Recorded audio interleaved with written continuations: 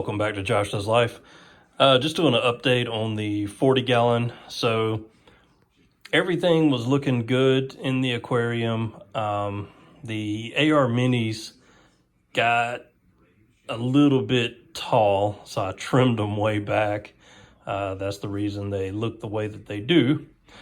But everything else in this tank's good. For the most part, the algae's cleared out. All the parameters are good and stable. I have run into another issue with this tank, and I will do an update and let you know how I resolved it.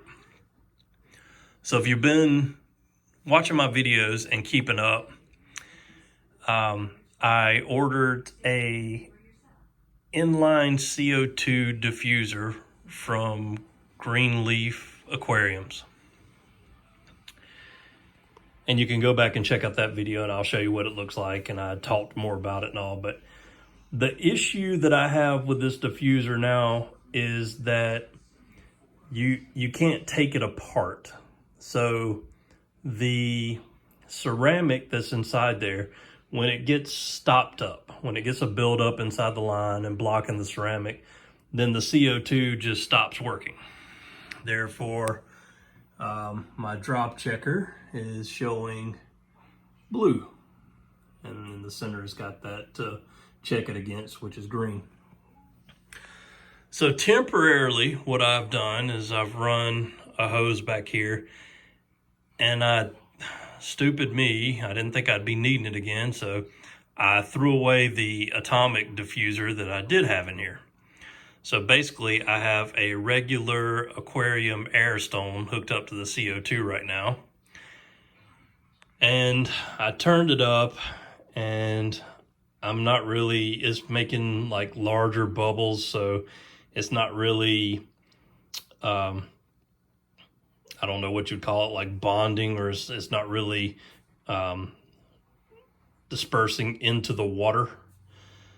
So my drop checkers just stay in blue, and then in the AR Mini, some of the leaves started getting some holes in them, and I read that's either a nutrient deficiency or a CO2 deficiency. I think it's going to be CO2 because I'm still adding some nutrients to the water, some fertilizer. So other than that, everything seems to be doing pretty well with this tank.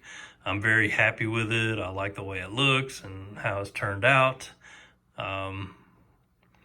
It's loaded down. You can see all the Amano shrimp are kind of going all over the place and crazy.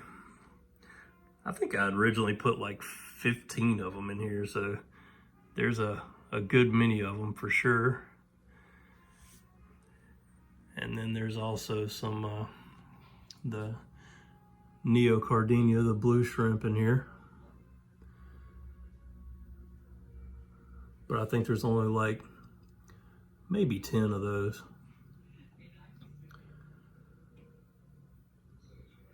And there's one of them.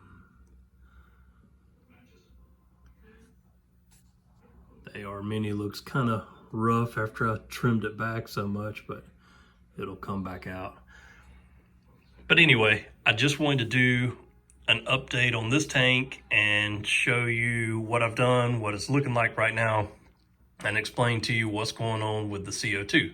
So the inline diffuser, it got stopped up, so it wasn't putting any CO2 in the water.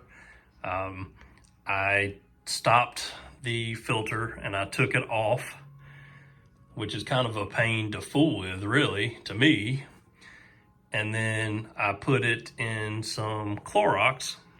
It said you dilute it. You basically use, 1 part Clorox to 3 parts water. So you dilute it like that. But here's the kicker. I let it sit in there for about an hour, and then I rinsed it thoroughly, and then I let it soak in some water that had dechlorinator in it. Then I dumped that and let it soak for another 20 minutes in water with dechlorinator again. So it was kind of a long process. And the whole time I didn't have a long enough hose to connect it, and I didn't have any kind of adapter to join the hoses together without it. So the filtration system was off during that time. Well, that's fine for a little while, but I mean, I don't want to leave it all day with it not running. So I got it back on there and started it back up, and I still didn't have any CO2 bubbles in the tank. So apparently that CO2 diffuser, I undid the air line from it. CO2 is coming out from the line fine, so I don't have any kind of blockages or any problems. I talked to Greenleaf Aquariums. They said that basically the operating range is about 35, 40 PSI. You can do a max of about 45 on the CO2. So I bumped it all the way up to right under 45 and still wasn't getting any CO2. So I guess that thing's just stopped up. So what they recommended that I do is to take it off and let it set in the Clorox solution overnight, at least 24 hours. Not just overnight, I guess, but 24 hours. Well, I mean, I don't want to leave my filtration system shut down that long.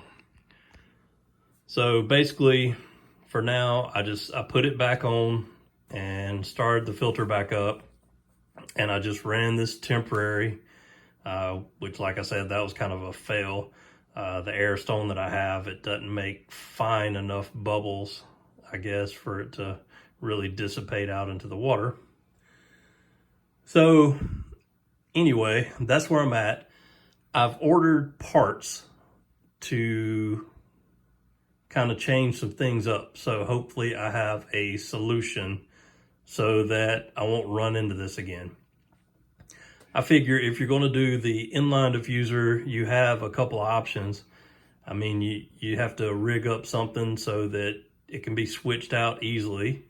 You can put maybe like a plastic on mine. I think it's like 5/8 line or whatever inside diameter. You can put like a plastic dummy piece in there so that you can run the filter while it's sitting in the Clorox solution. Or you can buy 2 for each tank, and I have 3 of them running this at like, what are they, $40, $45 a piece, and just switch them out when they get stopped up or after so much time, which I think, I mean, it seems like I've only had it on there like 3 weeks. I thought I would have at least got maybe a month or 2 out of it. I mean, it's on the output, so I mean, the water's being filtered. I change the pre-filters every week. And I do a water change every week, so I don't know why it's gotten so much buildup that it's stopped it up, but who knows? I mean, the aquarium, to me, seems pretty clean otherwise.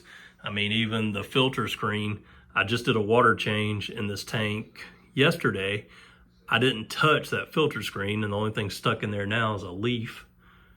But I mean, it was clean. There's not a lot of, I guess, trash or whatever, or detritus and all that type stuff stirring around in this tank that gets sucked up. Even the pre-filters were pretty clean, but I just switched them out anyway.